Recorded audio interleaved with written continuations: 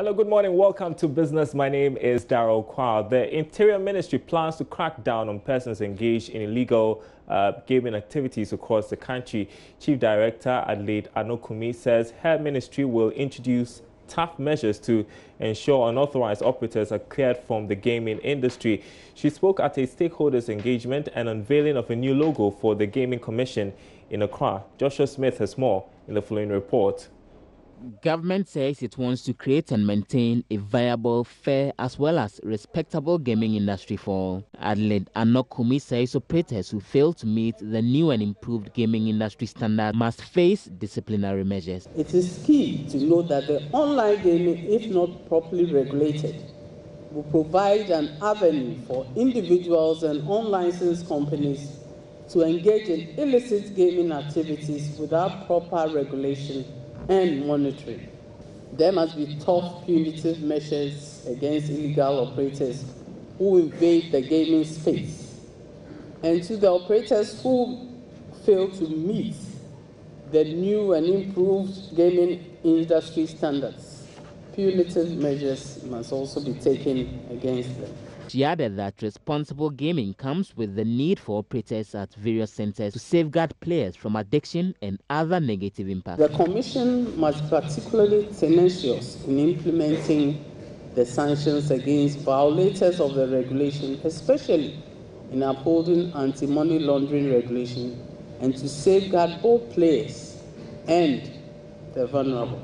Distinguished stakeholders, responsible gaming comes with the need for operators at the various gaming centers to safeguard players from problem gaming and addiction. Deputy Commissioner of the Gaming Commission, Kobianan, says with the emerging trends of new softwares and online games, the Commission needs to step up its effort to ensure Ghanaians enjoy better and responsible gaming. Now, Societe Generale Bank has committed to increasing its investment in the Ghanaian economy, especially in the areas of infrastructure development.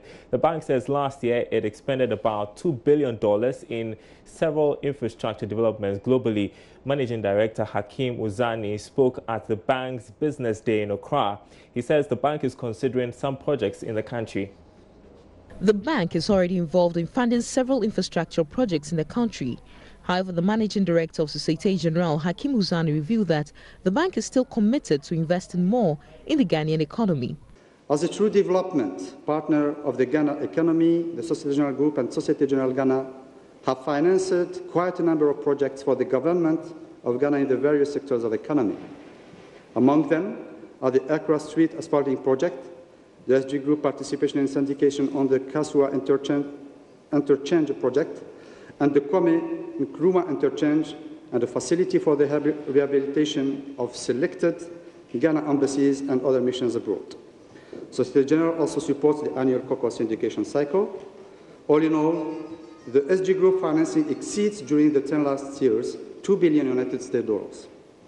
Societe Generale will continue to be a credible partner to the private sector and the government in the execution of its development agenda. Hakeem Uzani was speaking at the Societe Generale Business Day in Accra. The event brought together experts and directors of the bank from all over the world to interact with stakeholders of various sectors of the economy. The objective was to discuss financial solutions and opportunities available to the various sectors. Head of International Banking and Financial Services for Societe Generale Africa, Alexandre Meymat, said the bank is also looking to increase its financial commitment to infrastructure in Africa by about 20%. The bank is the world's leading export finance bank to Africa and the leading French bank financing infrastructure in the continent. We have concrete examples here in Ghana.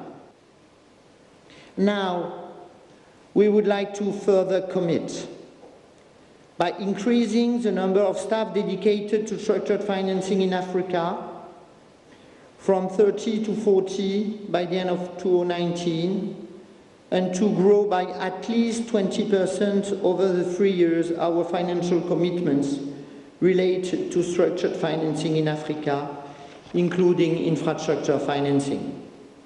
The Societe Generale Business Day was under the tagline, "All experts on the ground." For Joy Business, Sheila Tamaklo. And that's all in business this morning. Coming up in sports, the legend returns. Real Madrid reappoints Zinedine Zidane as head coach. Benedict Olusu will have the details.